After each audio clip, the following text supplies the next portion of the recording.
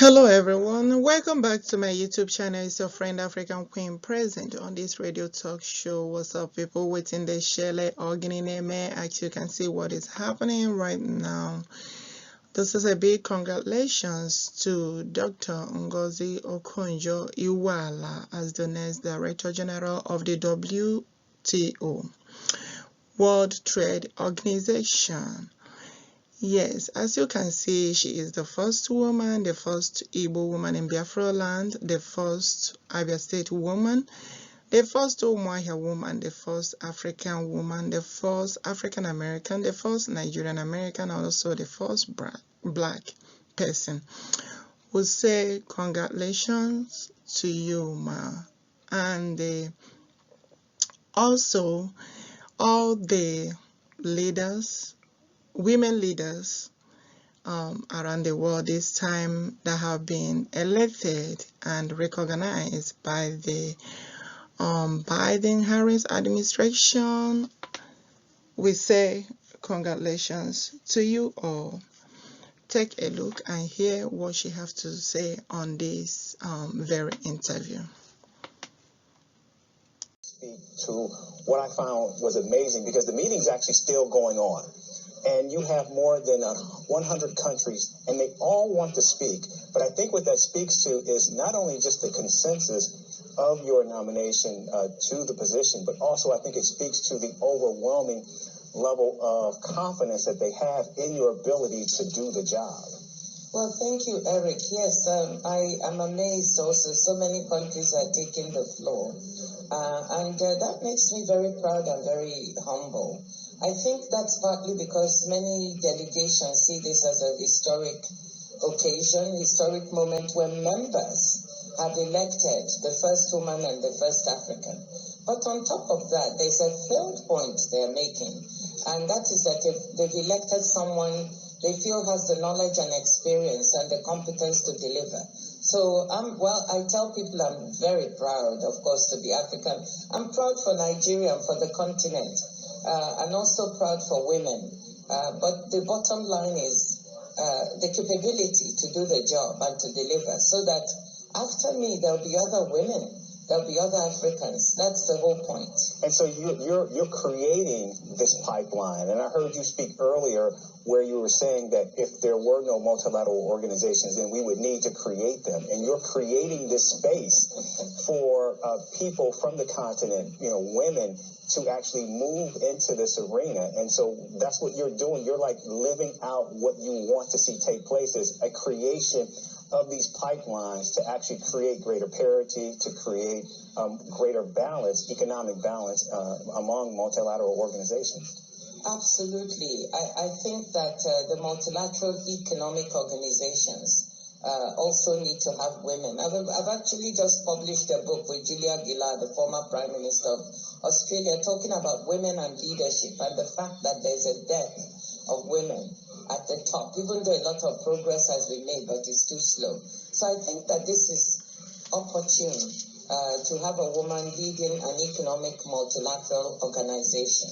What I'd like to say is that opening this door, as I did when I became finance minister, when I was given the opportunity to serve my country by first President Olusegun Obasanjo and then by President Goodluck Jonathan, that really I focused on trying to deliver and working round the clock, because I recognize that if I could do a good job, other people would no longer have inhibitions about giving women the job. And that was a very, very big objective for me. And it worked.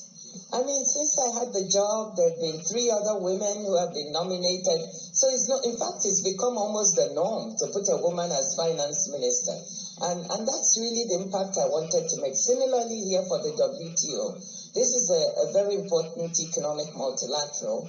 In the 73 years of the GATT, the General Agreement on Tariffs and Trade, which turned into the WTO, there have not been any women. Mm-hmm.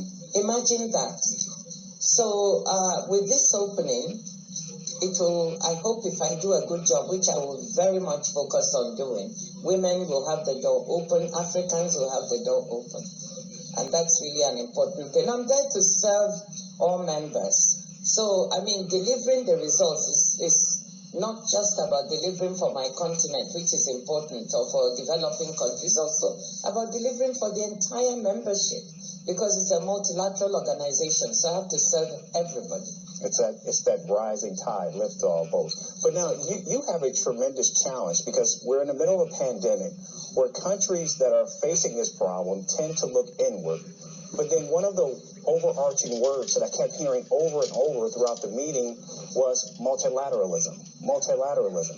So now you have to find a way to get countries to work together to confront this problem, when oftentimes people tend to look inward. And we see that most clearly in the United States, where it was about America first, but now you have to get other nations to actually work on this idea of multilateralism to confront and deal not just with the pandemic, but other problems and challenges that will confront the global community. Eric, you're absolutely right. I mean, when you have this kind of problem, it's natural for political leaders to think of their people first. They want to stop people dying. They want to get people well. This pandemic has led to a lot of economic losses, so leaders are keen to get the economy back up and running. So there's a lot of inward-looking, almost protectionist tendencies. People want to bring supply chains home and so on. However, this pandemic is a problem of the global commons, meaning that no one country can solve it alone, and no one country can go off and think that they'll be okay if other countries, the problem is not solved there. That's the peculiar nature. And for that, you need multilateralism. You need global cooperation. And that's why you've heard that word so many times, because the pandemic is a problem of the global commons. So unless we come together, a country that is protectionist with respect to vaccines or is practicing vaccine nationalism won't win, because variants will come from elsewhere. And so you need to work to make sure all countries get access, that poor countries get access to vaccines, to therapeutics and diagnostics as quickly as possible, so that everybody can solve the problem together. It's a similar problem with climate change.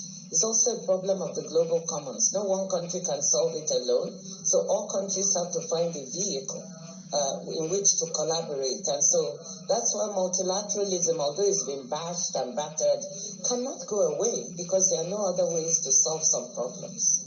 And now, being a woman of many firsts, this is not your first. I mean, that has determined your career, being a woman of first. But just speak to what it means being from Nigeria and now leading this major organization, because Nigeria is a growing power on the continent, but also I'm sure many Nigerians are so proud to see your ascension to the helm of the World Trade Organization. What does it mean to be from Nigeria, but also from the continent itself?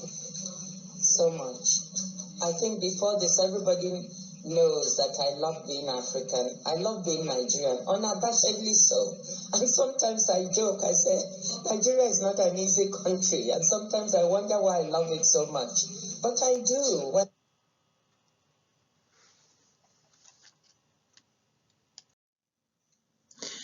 I hope that you all listened to this wonderful interview with Dr. NGOZI Okonjo-IWEALA concerning how she is going to handle this very position as the Director General of the WTO, World Trade Organization.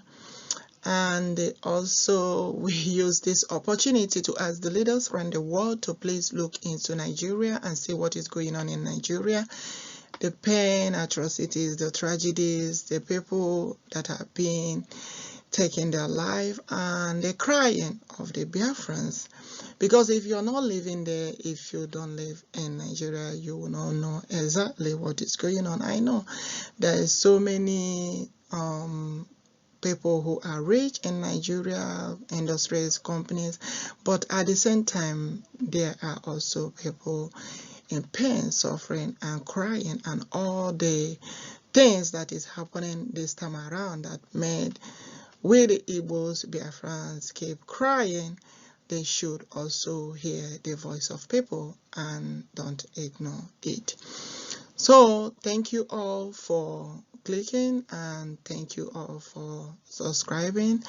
And also the women readers around the world that have been elected, we say once again, congratulations to you all, and congratulations to women in leadership this time around, the Biden-Harris administration and the women around the world. Thank you all